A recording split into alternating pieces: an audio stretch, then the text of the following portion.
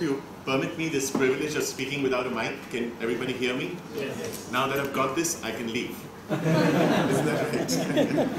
So, okay, now, this is, like Rahul told me, give a lecture on the Constitution in 1 hour. And I just told him inside, is that a joke? So how can you really talk about the Constitution in 1 hour, especially to an enlightened audience here? So I'm just trying to put my thoughts together here, what I feel about the Constitution. And permit me the academic intelligence and ask questions whenever you feel like. Don't wait till the end. You have something that I say. Something that I say may be judgmental, but it's not intentional. Something I may say may be provocative, but that is intentional. So feel free to go ahead and let's have this as a discussion rather than a one-point lecture. Now, when we think of the Constitution, what's the first thing that comes to our mind? Anybody? Does it apply to me? Fundamental rights, yes, fundamental rights. Why? Because fundamental rights are mine, right? I have retained the fundamental rights and the rest of the law I have given to the government. You see, fundamental rights are retained by us. Apart from fundamental rights, what else do we think of? Do I have an option? Can I opt out of the Constitution? Acha nahi lagta. Chhod do. I can't do that. Why? Because it is a part of the law of the land. Now, you cannot do it, I cannot do it, but if somebody was there in 1947 to 1950, can he say, sir, I don't like this Constitution? Mr. Nehru and company, I don't like this Constitution, this doesn't apply to me. Could somebody have said that?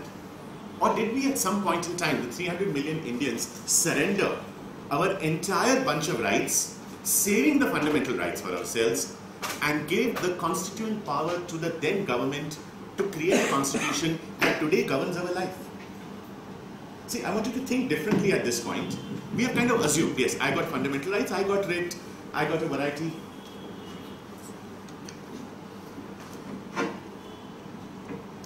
I got a fundamental right, I can probably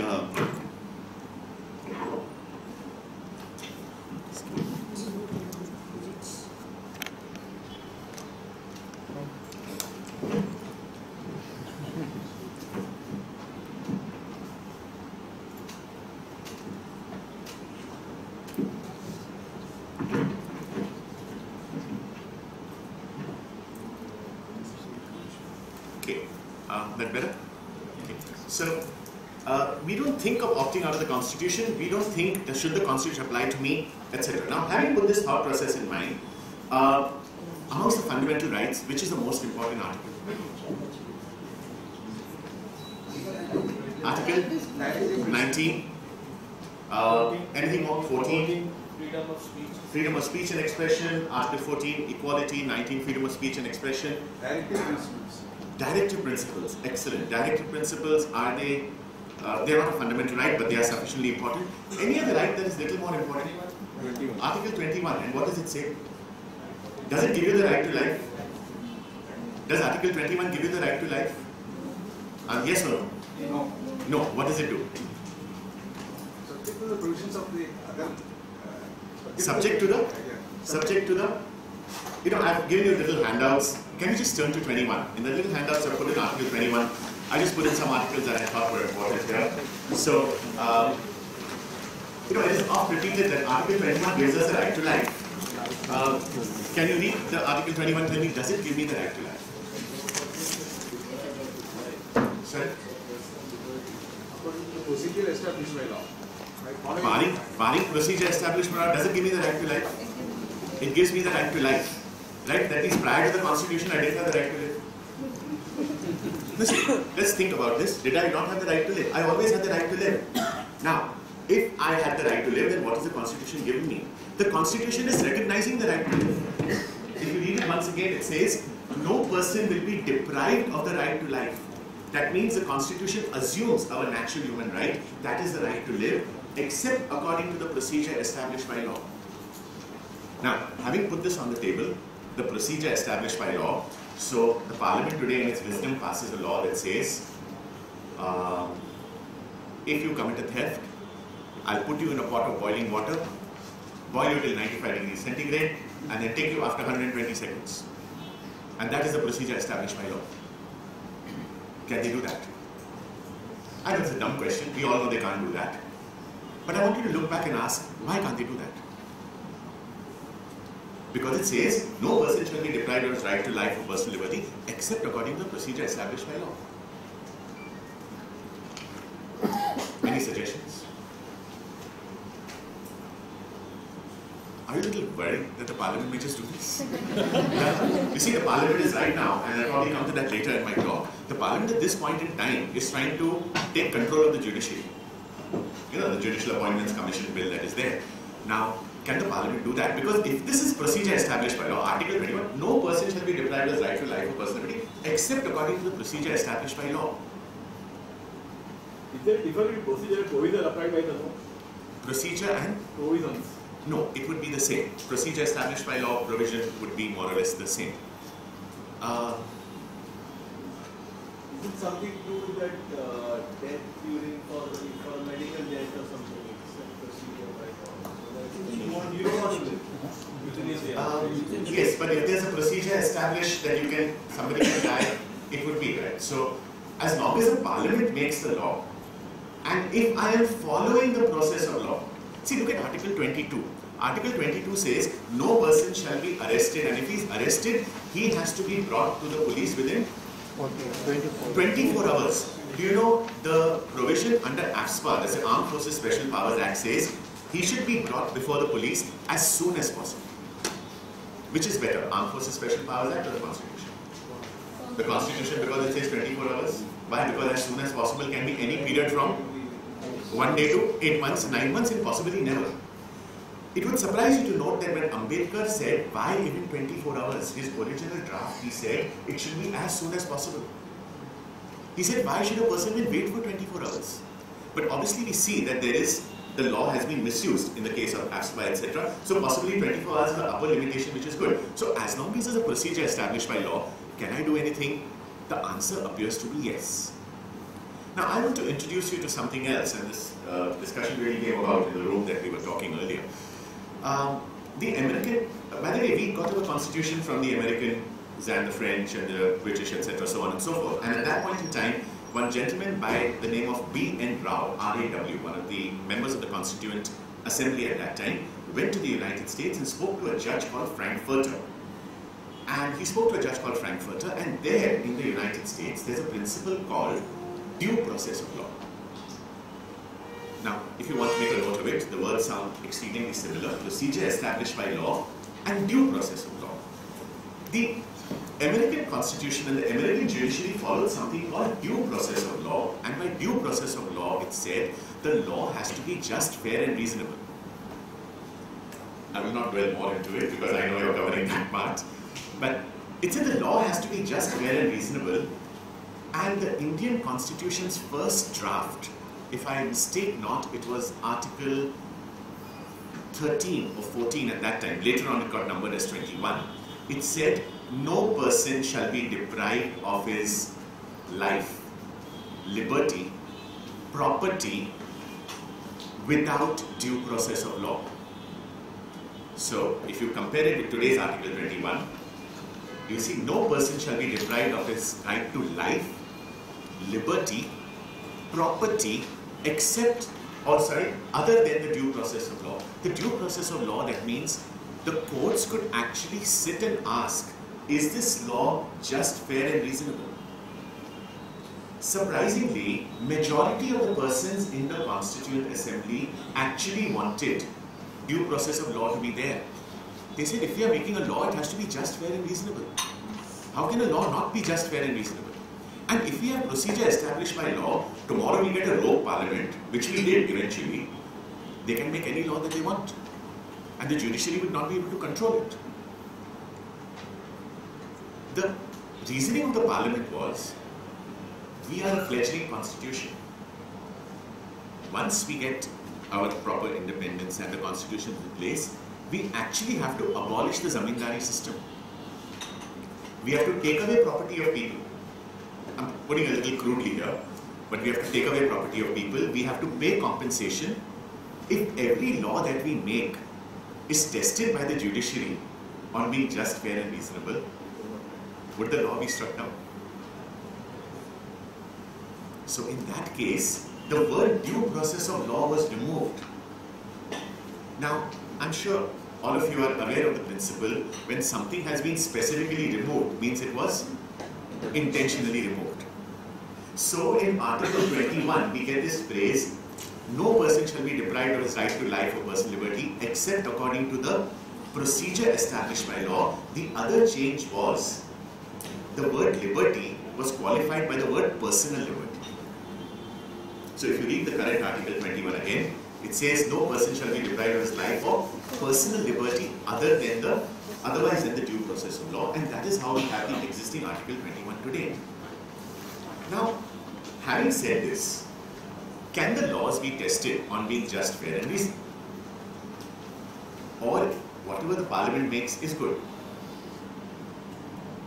In other words, how is this just, fair? You have seen a public interest litigation, right? A writ petition. You know, the first part says so-and-so versus state of so-and-so, right? Why do they do that? Somebody is really angry against the state. You know, some rights are being taken away, so they file this petition. This so-and-so versus so-and-so. And what are the first three articles always written there? Any idea? You will always find 14, 19 and 21 written. And I would ask you to wonder, why are 14, 19 and 21 written there? In literally 90%, right? In 90% of the PILs, you will find 14, 19 and 21 written there. And in 1950s, there was certain laws that were passed, and the judiciary held that no, this is perfectly all right. If the Parliament has made the law, we cannot intervene. That means if I come back to my boiling water example, can the Parliament pass such a law today? Yes. So how do we protect our fundamental rights? And herein we got to give credit to the judiciary. What the judiciary did is they brought in a little unique interpretation of Article 19. See, Article 19 promises freedom of speech and expression, etc., so on and so forth. A lot of freedoms are promised there. And in that they read, under Article 19.2, subject to reasonable restriction. So if you take a look at Article 19.2, you will see that there is the word used in Article 19.2. Nothing will apply provided there is reasonable restriction. And the court argued that if Article 19.2 carries the word reasonable restriction, that means the procedure can be just, fair and reasonable. And because procedure established by law was not there in Article 19, that means it was intentionally left out in Article 19, and hence based on Article 19, I can say that there should be a just, fair and reasonable process. In other words, there should be no arbitrariness. See, there should be no arbitrariness. Nobody's asking me questions, so I think either nobody's understanding anything or everybody's understanding everything. Please feel free to stop me and question me at any point in time. Now, so you have this scenario wherein the courts actually interpreted 14 and 19, equality and the other liberties that are there. See, Article 19 gives you freedom of speech and expression, travel anywhere in India, practice any profession, so on and so forth. And they said these liberties can be taken away from you only on reasonable grounds. That means the process should be just, fair, reasonable and not arbitrary. And how do I link 19 to 21? If I take away somebody's livelihood, am I by default taking away his right to life? Yes. So that's how I link 19 to 21. And that is how I read into the Constitution just, fair and reasonable. Sir, Yes. filing an appeal, Yes. it take away the right for filing an appeal. Yes. It violates the right. Taking away right to file an appeal. Appeal. Okay. Now, in this scenario, there is we are going into the elements of delegated legislation. So, can the government make a law that says appeal is not allowed in such and such? The answer is yes. But are they doing it on a just ground? So, you have the right to file an appeal, but sir, you will not have a right to file an appeal because you are not wearing a nice shirt. He's wearing this colorful shirt, I'll give him the right to appeal. Am I being arbitrary? Is there a nexus between the color of the shirt and the right to appeal? No. In other words, am I violating Article 14? So, as long as I'm withdrawing the right to appeal universally, So class of a person. class of a person. If I'm identifying a particular class or a particular class of matters, let's say I take away the right to appeal, say in tax issues of any case where the demand is less than 2,000 rupees, I take away the right to appeal. Am I identifying a reasonable class? Am I creating a nexus between my rationale of not allowing the appeal? And I say, if, take for example, I mean, I'm not very familiar with this, but let's take for example scrutiny cases. And I say any person whose GP rises more than 30% has to go in for scrutiny. Or who drops less than 10% will go in for scrutiny. Is this just fair and reasonable? As long as I've identified a class. If I say somebody's turnover jumps by so much, he will go into scrutiny. I've identified a class. There's a nexus between the class. Suppose I say all manufacturers have to go into scrutiny. Is there a nexus? Maybe, maybe not. You know, all traders should go in. All traders from Bartan Bazaar should go into scrutiny. Can I do that? All people who have travelled to Dubai in the last 2 years, scrutiny. No, maybe I would be, see, the department would be stressed to justify why am I identifying this class because of certain evasion of income, avoidance, etc., whatever it may be, I have identified a class. So by default, reading 14 and 19, we got these principles of just, fair and decent. Yes. So very recently the courts have held there is a difference between the fundamental right and statutory rights. And right to appeal is a statutory right. Yes. The state is empowered to put the all restrictions if they want, because in the case of service tax and excise, Yes. we have the the concept of you make some pre-deposit, mandatory pre-deposit, then only your appeal will be admitted. Correct. So there was a debate whether the state can do that if I don't have the money to pre-deposit. Right. So I am deprived of my right. So that will be justified on the ground. It's a statutory right. So pre-deposit is a statutory, a reasonable restriction. No, but in this case, I am not looking at the constitution. Yeah. If I want to oppose that, I should take this is my fundamental right. Yeah, that's what. And can I read it another way? See how I would read it another way. This may not succeed. But I would say that Mr. X has got sufficient money to deposit and hence he can file an appeal.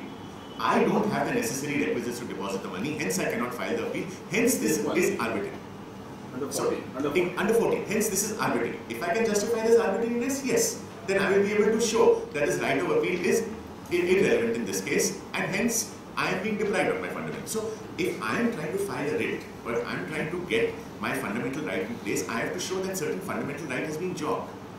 And if a certain fundamental right is not being jogged, I cannot go and file it and say, give me this particular right.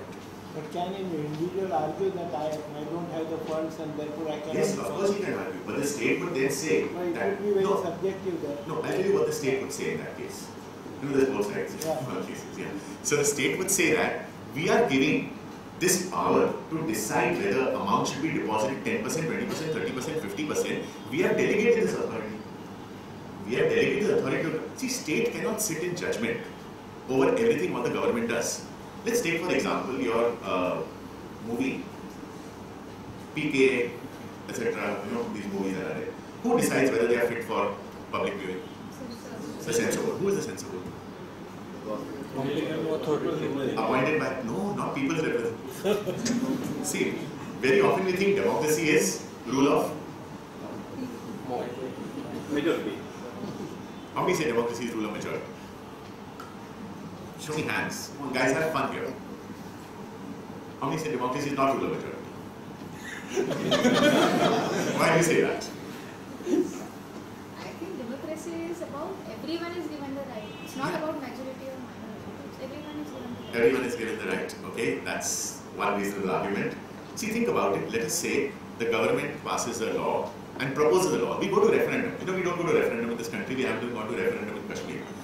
But let's say we go for a referendum and say there is shortage of space in Bombay. So all of you living in these 3-bedroom flats, 3 persons will live in 1 bedroom. So you've got a 3-bedroom flat. You have 3 people living. We are sending 6 more people to live there because they're living on the streets. It's really very sad. Please accommodate them. And let's put this to referendum. How many people will vote for this? No one. How many people are there on the roads? Much more than people living in 3-bedroom flats. So if democracy was the rule of majority, will this law be passed? Yes, democracy is not rule of majority, democracy is rule of law. See, very, very importantly, we have to understand democracy is a rule of law, and when we say the law, we eventually go back to the constitution, which has given us these rights.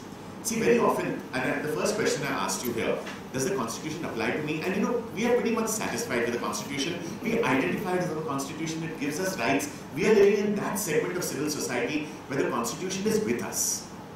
You know, at some point in time, you have to realize that there were people in the Northeast who didn't want to be a part of India when the constitution was framed.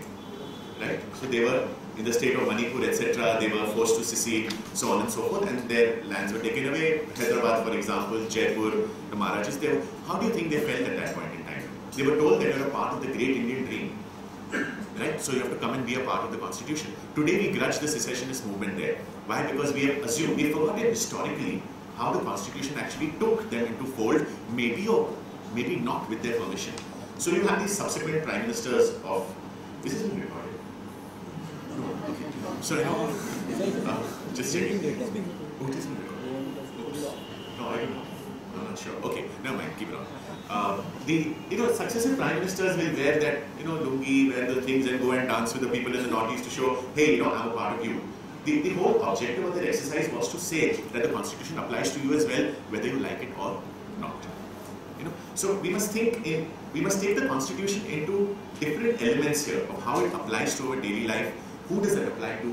Who are the Indians? And how democracy really functions here. Okay, now moving on to our constitution. Sorry, coming back to that pre-deposit, there's a practical question. Yes. So you say if I can show that Yes. I don't have the money, then that condition can be waived. But no, it will not be waived. You will have to file a writ saying this law is unconstitutional. Okay. It is arbitrary, it is unconstitutional, it is unfair, and the point is I don't have the money. Now, whether the court will accede, And if 10 people don't have the money, 100 have got it, then how can it be held to be arbitrary? no, then the department will justify that we want to take it only genuine case law appeal. Okay. And because we want to take it only genuine case law appeal, that is why we wanted to make the deposit. Number two, the first ruling has already been against you. That means we have a sufficient reason to believe that the second appeal will also go against you. Hence, we are justified in taking it. See, in this little argument, we are kind of capturing the essence of the two sides on what the debate would be in terms of your fundamental rights. Now, coming back to our constitution, when it was framed, there was a demand that the constitution is sacrosanct; it should not be touched. However, we had one. Article 368. 368 gave the power to the Parliament to amend the Constitution. I think you did a little bit of 368 in the last session. You did some 368 in the last session. Now, you will see how 368 has been manipulated by successive governments. See, you will see how 368 has been manipulated. Did you do the addition of Article 4 and 368, 4 and 5? As you did not do that part. Okay. 360, you did that to the extent that this is the procedure of amendment or the power of amendment, right? You did that particular distinction. Now, when 368 was sought to be applied in the first case, when law was, and here let me distinguish between constituent power of the Constitution or the Parliament and legislative power of the Parliament. The constituent power of the Parliament is to change the Constitution. The legislative power of the Parliament is to make any other law. Now, should the Constitution be changed?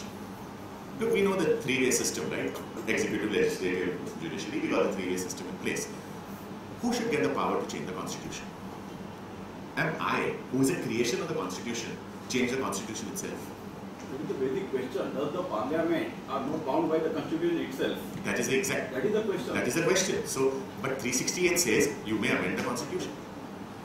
So, have I given the Parliament constituent powers? I'm trying to distinguish between constituent powers and legislative powers. Constituent power is to change the Constitution. Let us say the current Parliament is there, it is in majority. It says next elections will be held either 10 years later or the death of the Prime Minister, whichever comes earlier. So we pass this little amendment and now we are sorted. We are on this road to recovery, economic recovery, etc. We are sorted. And let us say they pass this. Can it be done? See, these are matters of concern for us. Yeah, it is. Can it be done? Can the Parliament pass this? Can the judiciary not do anything about it? Sorry? Basic features. The basic features of the Constitution. Now, what exactly are basic features of the Constitution? But before amending, does it require some purposive intent? Why you want to amend it first place? Right? Yes. It should be justified. You cannot amend because yes. Okay. you want 368 doesn't say justification. See, some few things do not say it specifically. Very good. Some things though not said are implied. And who says those things though not said but implied but are now said? The court. You see? The court. And when I want to bring about how the judiciary today has been, we use the word basic structure, basic feature of the Constitution. What is the basic feature of the Constitution? Fundamental rights? No. No. What exactly is the basic feature? Nobody knows. Can it be changed? All the time. How many basic features are in the Constitution? 4, 17, 18, 20, 30, 40, how many? Nobody knows. That's what scares the Parliament.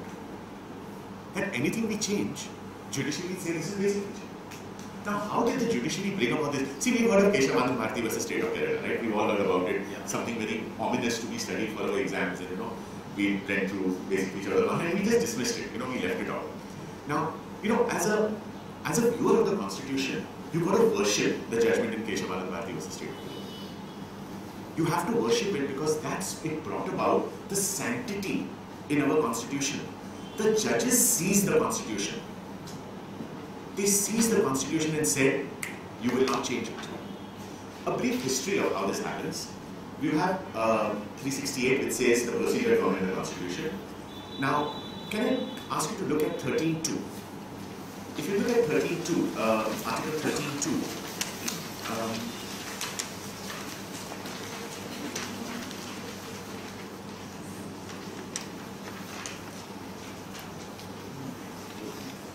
you got 13.2. It restricts the right of state to make laws. Yes. You take away the right given by the Constitution. Given by the Constitution. Plus, if you look at 13.1 also, nothing can be made that is inconsistent with the fundamental rights. That means no law can be made that is, yes. Yes. Yes, it has been taken away. Partly because of the entire processes that took place post-emergency. You see, I don't know, I'm sure some of you were around when the emergency was there. A lot of young people here, when you heard about the emergency, you know what Indira Gandhi did, right, in the emergency. Her election was challenged because she had used governmental machinery. So her election was struck down by the Allahabad High Court. So she filed an appeal in the Supreme Court. Vacation bench, Justice Krishna Iyer, he gave her a stay. On Friday, she introduced the amendment in Parliament. It was passed by both houses. On Saturday, special sitting of state legislatures. 15 states approved it. On Sunday, presidential assent that no law can be made to challenge the election of the Prime Minister, President, Vice President, any court of law. So the matter went to the Supreme Court on Monday morning. The judge said, my hands are tied. There's a constitutional amendment that doesn't allow me to do this. Please pardon if this is being recorded, but it's like mere baap ka raaj hai, it was almost like that. She actually thought that they ran the country. And she amended the constitution to suit her. So the right to property, etc. emanated from a lot of features coming in at that point in time. And the other thing about right to property is, and this raises another question. Sorry, I'm digressing a bit here, but since you brought that, it's a very critical question. Should fundamental rights overrule directive principles of state policy? In other words, should my fundamental right, my right as a human being or individual right supersede a right for common good or the right of a welfare state? It has to be because we the people, the Constitution starts with that, sir. So it says we the people, or does it say I the person?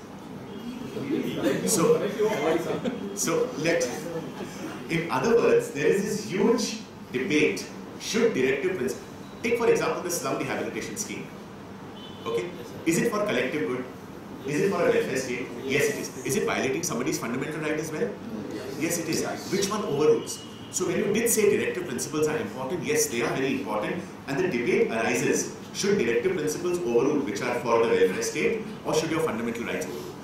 One of the amendments that Indira Gandhi made in the 42nd Amendment was that nothing can be called into question as long as it is for promoting directive principles. So this allowed the government to pass any law that they choose, even if it violated fundamental rights. So here you are actually seeing a scenario where directive principles superseded fundamental rights. Subsequently, the amendment was struck down. Now, coming back to Article 13.2, it said you cannot make any law that violates your fundamental rights. In Sajjan Singh and in a case after that, Sarkari Prasad, there were two judgments that said an amendment to the Constitution is not a law under 13.2. This law is regular legislative laws. Hence, an amendment to the Constitution can be made violating the fundamental rights. Because it is not law. The law that is mentioned in 13.2 is legislative law. This is the constituent power of the Constitution. This is a constituent law. 13.2 is not. That means, can I change fundamental rights? Answer is yes. Then comes Golaknath. You know, you've heard these cases in your Institute of Civics, etc., or when you study here. In Golaknath, it said that there is no such thing like the constituent power of the Parliament. Parliament cannot change. Whatever Parliament does is law.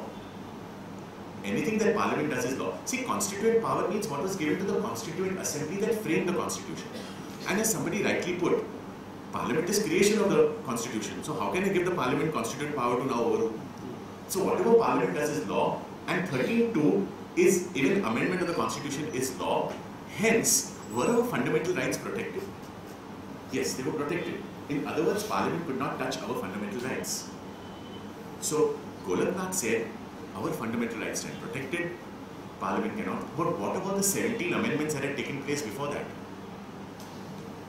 He said, sorry, we can't do anything to that, because that would really destroy the entire bunch of laws that had taken place before that. So we do prospective overruling that henceforth those amendments we made will not apply. So our fundamental rights stood protected. Now this is somewhere in the year 1967. Now, you know how many years have we had emergency for? No. We've had emergency almost 8 years in the decade between 1960 to 1970. We had emergency when the first China war took place. The emergency continued all the way till the second Pakistan war in 1968. It was removed in 1968. So look, somehow the country was not very averse to emergency. You know, it didn't seem to be like something that today, can we even dream of emergency? You know, we just stand up and shout, right, at this point. But that time the country was in a different mode. The Constitution was actually being, God, there are so many provisions, let's use them, you know, let's do something with it and so on. Now, so you have a scenario wherein 1971, Indira Gandhi's popularity is very high. Subsequently, it diminishes, and the reason why it diminishes is because there is a lot of hunger, there are people who do not have jobs, etc., so on and so forth.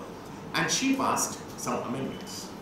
And the amendment she passed is, nothing in Article 13 will affect 368, nothing in, I'm putting it very briefly, nothing in 368 will affect 13. That means, can I now change the fundamental rights?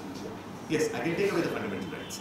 And one of the classical cases, ADM Jabalpur, which according to me is one of the lowest points in our judicial history, is when they said that during an emergency, your fundamental right, that is Article 21, stands suspended. Okay, Article 21 was suspended by the judgment in ADM Jabalpur because it was held valid that 368 would modify, 13 is not job. So I can change the law. I'm putting it very simply. I can change the law to affect the fundamental right.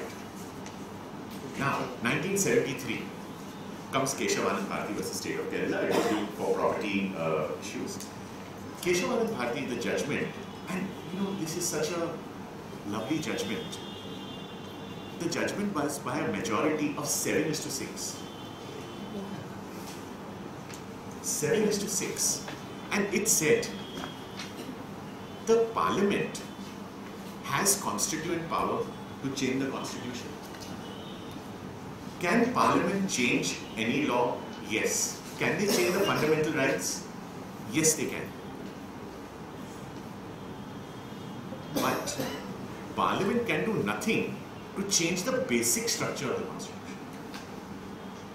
Now, there are 13 judges, and mind you, sirs and ladies, if there is another 13-member bench of the Supreme Court that can overrule Keshavanand Bharati, you are looking at a scenario wherein you will be put in boiling water and fried, and you can't do anything about it. This 13-member judgment in Keshavanand Bharati said the Parliament cannot change the Constitution so as to affect the basic structure. What is the basic structure? And if in Pasu you will find 17 items given, and several judges have expounded what is basic structure. Democracy, separation of powers, judicial independence, variety of the features. Now, as the summation stands today, can I amend the fundamental rights? Answer is yes, I can.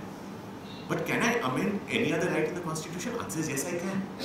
But I cannot change the basic structure. So you see, Keshavanand Bharati very beautifully, instead of limiting the power of the Parliament to touch our fundamental rights, limited the power of the Parliament to touch any part of the Constitution. It limited to touch any part of the Constitution and said, your power is limited to the extent you can do anything as long as it doesn't violate your basic structure of the Constitution. Now tell me, who defines basic structure? Who defines? The judiciary. It started with 4 features as basic structure, which Vaidhi Chandrachud said at that time, and subsequently the basic structure has been expanded, and more things have come into the basic structure. And as of today, do you think the Parliament is in a system of doubt? Which law shall I pass? The judiciary will say this violates basic structure and pull it back. And at this point in time, let us come to the Judicial Appointments Bill. Few examples of basic structures. Sorry? Few examples of basic structures. You know what? Is Vasu here? I'm sorry, I haven't prepared any notes on that, so this is good.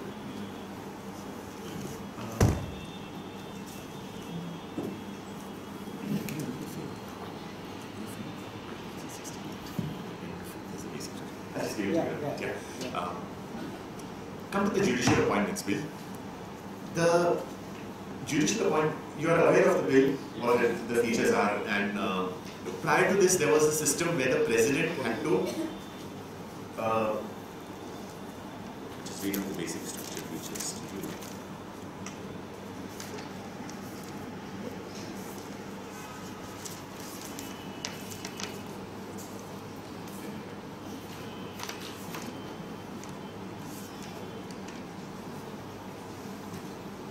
It's supremacy of the Constitution, rule of law, principle of separation of powers, objective specified in preamble. Preamble has been held to be a basic structure, which I think you did in the previous class.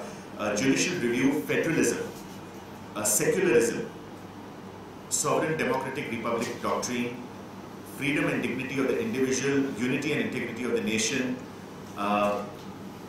essence of other fundamental rights, principle of equality, principle of free and fair election. See, principle of free and fair election, is that there in the fundamental rights? In the fundamental rights? No, it is not there. The election process is defined. But now, because of the basic structure doctrine, free and fair election has come into this. So, do you realize how the basic structure doctrine has actually created this homogeneous cloud over the Constitution, wherein the judiciary decide what comes into the cloud, and hence the Parliament cannot touch it. So now do you realize why there is this complete distrust, mistrust and hatred between judiciary and Parliament? And which is, evident in the Vodafone judgment. Correct? So you have the judiciary doing one thing and the Parliament turning around and doing exactly the opposite. So, having looked at the current bill that is in place and what are the implications of this Judicial Appointments Commission that is there. Prior to this, the President had to consult the Chief Justice before appointing the other judges. Okay, that was the law in place. Subsequently, and this was held in S.P. Gupta, but subsequently, I think in the first judge's transfer case, the judiciary said this consultation doesn't mean consultation, it means concurrence. In other words, the Chief Justice has the power to appoint any of the judges. So, now again, that was a little bit dangerous because you're leaving it to one man. So in 1998, there was another judgment, which actually the second judge's transfer case, which created for appointment of a collegium. And in the collegium it said the Chief Justice along with 4 other judges of the Supreme Court would be in charge. So it's a system that has worked so far. However, at this point in time, the system is crying for change. And the system is crying for change pretty much on grounds because in some cases the judiciary may not have distinguished itself, and the government also wants some element of power, and this is culminating because we have a government in majority today. The bill has already been passed. It's received presidential assent. There's a challenge to it, the constitutional challenge to the bill so far, and as of now, appointment of judges is on hold. Now, this bill says there will be 6-member committee, and the 6-member committee will consist of the Chief Justice, 2 other judges appointed by him.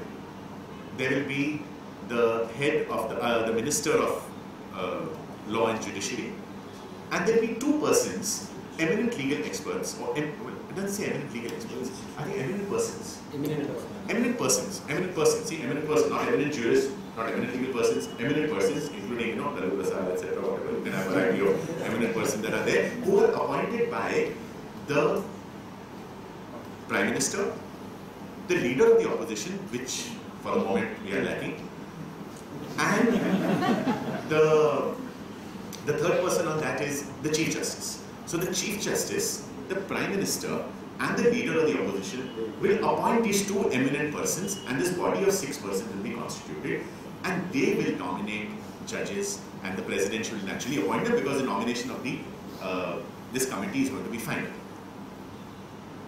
Now, the plot thickens here. If any 2 persons on that committee or commission feel that this person is not a suitable candidate, they have veto powers. So, it is not a question of majority. So let's assume for a minute, now it's a dangerous assumption, but let's assume the Chief Justice and his 2 judges, as well as the Union Minister of Law and Judiciary, agree on one candidate. It is possible the 2 eminent persons may disagree, or vice versa, it can happen. So now, do you think the executive, our classical separation of power, the executive, is it now being diluted? Is the executive, and more importantly, the parliament? Because here, we got Prime Minister and leader of opposition who are actually, see, you have to remember one thing, the Prime Minister and leader of opposition are pretty much together in most things. When they want certain things from the judiciary to be done. So, do you think there's a certain danger that the legislative is now moving into the judiciary? And in other words, the independence of the judiciary would get compromised to a certain extent. And over a period of time, as all I have to do is get the right CJ in place. Because the rule of seniority has been dismissed. Prior to this, who became the CJ? The senior most judge. Now that is dismissed because